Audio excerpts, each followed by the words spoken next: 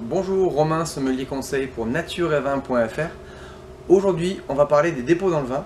Et en fait, tu vas voir qu'il existe 3 types de dépôts différents.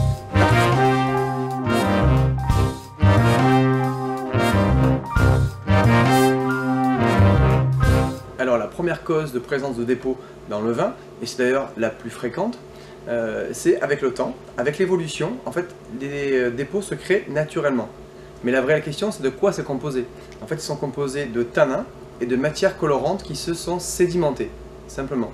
Alors, les matières colorantes pour les blancs sont appelées les flavones et pour les rouges sont appelées les anthocyanes. Mais là, du coup, tu te demandes au bout de combien de temps on a des dépôts?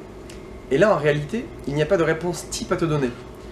Pourquoi? On prend l'exemple d'un vin rouge, c'est déjà plus évident.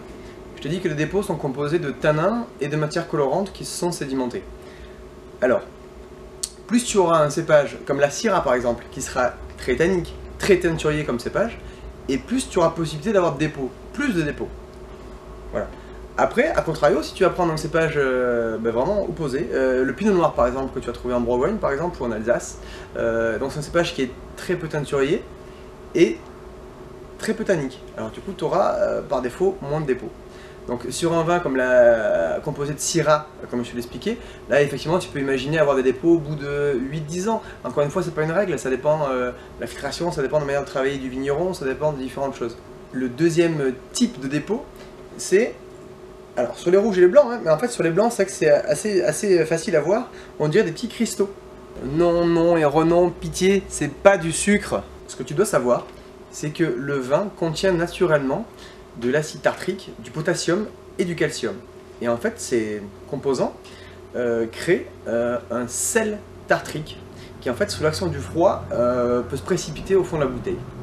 Et le troisième type de dépôt est plutôt lié en fait à une manière de travailler, notamment aux vignerons qui filtrent très peu, font très peu de filtration, de collage, et du coup, tu trouves des dépôts dans le vin, même dans la jeunesse.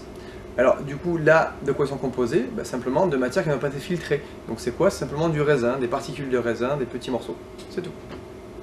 Et c'est particulièrement vrai avec des vignerons comme lui par exemple, Laurent Bagnol, dans le Languedoc, qui filtre très peu, mais aussi parce qu'il bosse en nature. Donc il est assez peu interventionniste. Et voilà, maintenant tu sais d'où vient le dépôt, sa composition.